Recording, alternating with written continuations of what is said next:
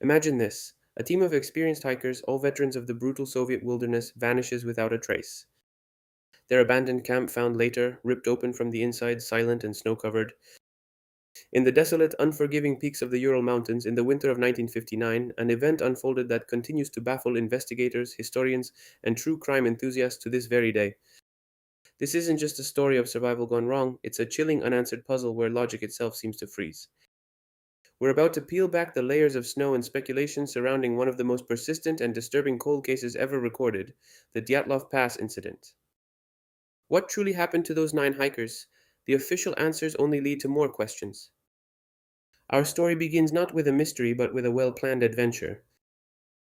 At the heart of this expedition was Igor Dyatlov, a 23-year-old engineering student from the Ural Polytechnic Institute.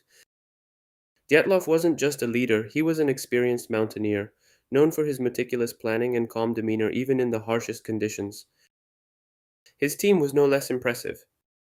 They were a group of 8 other skilled hikers and skiers, most of them students or graduates from the same institute, all veterans of arduous treks through the frozen Siberian wilderness. Their collective experience meant they were more than capable of tackling the formidable Otorten mountain, their ultimate goal. They weren't novices stumbling into danger. These were seasoned adventurers, well versed in navigating treacherous terrain, enduring sub-zero temperatures, and surviving on their wits. Their journals, later recovered, spoke of high spirits, camaraderie, and an almost poetic appreciation for the stark beauty of the mountains. Their maps, carefully marked, showed a planned route, a testament to their preparation. They understood the risks of the wild, yet they embraced them, driven by a deep passion for exploration and the thrill of the unconquered. They set out on January 27, 1959, a group of 9 confident, well-equipped individuals ready to conquer the elements. What they encountered, however, was something far beyond their wildest imaginings. Weeks passed, and the group failed to report back as scheduled. A search party was eventually organized, spearheaded by fellow students and military personnel. The first chilling clue arrived on February 26th, the discovery of their abandoned camp. This wasn't just a deserted campsite, it was a scene of immediate, inexplicable terror. The tent, half collapsed and buried under a layer of snow, was cut open. Not ripped by an animal, not torn by the wind, but deliberately slashed from the inside out, as if those within needed to escape with urgent, desperate haste. Their belongings, clothes, boots, food, and even their journals, were scattered inside and around the tent. It was clear that no struggle had occurred at the tent itself, nor had anyone bothered to pack anything of value. The implication was stark. Whatever forced them out, it did so with such suddenness and intensity that there was no time to dress properly or gather supplies. The scene was one of profound disarray, a frozen tableau hinting at an unseen force that had descended upon this experienced group, stripping them of their composure and forcing them into the deadly embrace of the Siberian night. The rescue team stood amidst the silent evidence, grappling with the first bewildering piece of a puzzle that would only grow more complex. Just a few hundred yards downhill from the tent, near the edge of a dense forest, the rescue team made their first grim discovery. Beneath a towering cedar tree, a small fire pit was found, along with 2 bodies. Georgy Krivonishenko and Yuri Doroshenko lay frozen side by side. What struck the rescuers immediately was their state of undress. Both men were almost naked, wearing only thin underwear and socks, despite temperatures that plummeted well below freezing. Their hands showed defensive wounds, and tree branches were broken up to 15 feet high as if someone had desperately climbed the tree. A short distance away, 3 more bodies were found, spread out in a line between the cedar tree and the abandoned tent, as if they were attempting to return. Igor Dyatlov, Zinaida Kolmogorova, and Rustem Slobodin were discovered, also sparsely clothed. Dyatlov, the leader, was found on his back, a branch clutched in his hand. Kolmogorova had internal bleeding, and Slobodin had a fractured skull. Their faces wore expressions of terror, frozen in time. The lack of proper winter gear on all 5 victims was a profound mystery. Why would experienced hikers venture out into such extreme cold with so little protection? It suggested an emergency so dire, so sudden, that the thought of warm clothing was secondary to the primal urge to escape.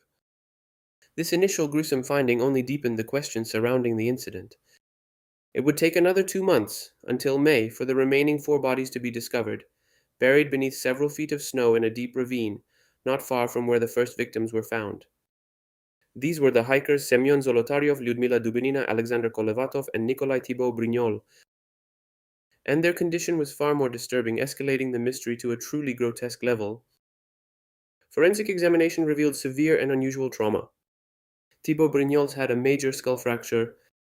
Zolotaryov and Dubinina were found with crushed rib cages, a level of force comparable to a severe car crash, yet with no external wounds. Most shockingly, Lyudmila Dubinina was missing her tongue, eyes, and parts of her lips, and Zolotaryov was missing his eyeballs. The official explanation for these horrific injuries, that they were caused by a compelling natural force, felt hollow and inadequate. Even more bizarre was the discovery of high levels of radiation found on some of their clothing, particularly on Dubinina's and Kolevatov's garments. While the source and significance of this radiation remain debated, some suggest contamination from their work or even a primitive Geiger counter they might have carried. It added another layer of inexplicable dread to an already baffling case. What kind of natural force could cause such internal devastation without external marks and leave traces of radiation? The state of these last four bodies definitively ruled out any simple explanation like hypothermia or a minor accident.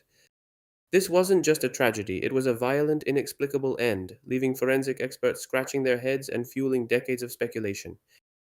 With the official investigation offering little more than vague pronouncements, a vacuum was created, quickly filled by a multitude of theories ranging from the plausible to the outright fantastical. One of the most enduring natural explanations is the avalanche theory. Proponents suggest that a slab avalanche or a slab snow incident might have hit the tent, forcing the hikers to cut their way out. The injuries sustained by some, like the crushed ribs, could arguably be consistent with being caught in snow and debris. However, this theory struggles to explain several key facts. The area itself was not typical avalanche terrain, and rescue teams found no signs of an avalanche. Furthermore, why would experienced hikers run downhill away from their supplies into freezing temperatures rather than securing their tent or digging a snow cave? And how would an avalanche cause missing tongues and radiation? Then there's the infrasound theory. This proposes that low-frequency sound waves naturally occurring in the mountains from wind interacting with topography could have induced panic, disorientation, and even physical discomfort like nausea and anxiety, causing the hikers to flee in terror. While infrasound can have psychological effects, it's a huge leap to suggest it caused fractured skulls, crushed ribs, and missing body parts, let alone radiation. More dramatic theories point to human intervention. One popular idea is that the hikers stumbled upon a secret Soviet military test, perhaps involving experimental weapons or rockets. The radiation on clothing, the strange orange glow reported in the sky by other groups in the region that night, and the severe unexplained trauma could all be twisted to fit this narrative. The subsequent secrecy and ambiguous official findings by Soviet authorities only fueled suspicions of a government cover-up. However, concrete evidence of such testing at that precise location and time remains elusive, resting largely on circumstantial observations and the Soviet regime's known penchant for secrecy. And then we venture into the truly unexplained. Alien encounters or interactions with unknown entities have been suggested, particularly in light of the orange lights observed and the sheer inexplicability of the injuries. Others have proposed a legendary creature similar to the Yeti, or even a sudden collective madness. While these theories often lack concrete evidence, they highlight the desperation to find any explanation for such a confounding incident. The truth is, every theory seems to explain some pieces of the puzzle while falling short on others. The actual cause of death for the Dyatlov group remains an enduring, haunting question mark. The initial Soviet investigation into the Dyatlov Pass incident was, to put it mildly, deeply flawed and shrouded in ambiguity. Within weeks of the bodies being found, the case was abruptly closed. The official conclusion that the hikers died due to a compelling natural force. No further details were provided, no specific natural force identified, and the files were quickly sealed, classified for decades. This immediate and vague closure, coupled with the secrecy, only served to ignite widespread public distrust and speculation of a government cover-up. Why such haste? Why the lack of transparency? People whispered of military secrets, experimental weapons, or something far darker being hidden from the public eye. The lead investigator, Lev Ivanov, even admitted years later that he was ordered to close the case and that he believed something else entirely had occurred. He spoke of an intense bright light observed by another hiking group miles away on the same night, suggesting it was not an avalanche or natural disaster. When the files were finally declassified in the early 1990s, after the collapse of the Soviet Union, they offered tantalizing glimpses but no definitive answers. Many pages were missing, inconsistencies abounded, and the medical reports were often contradictory or incomplete.